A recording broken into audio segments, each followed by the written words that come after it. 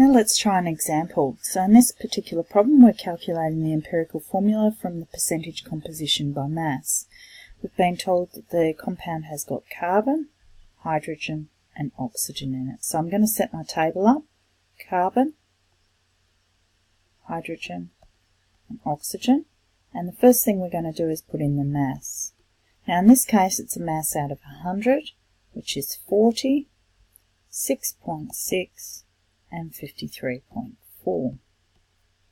Now the next step is we need to find the moles. Now to find the moles you have to divide by its molecular mass, which in this case is 12.01, 1.008 and 16.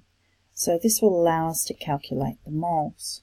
And the moles come out to 3.33, 6.55 and 3.33. Now I've actually stored the whole numbers in my calculator. Now to get the simplest ratio we have to divide by the smallest. So the smallest is 3.33. So the simplest ratio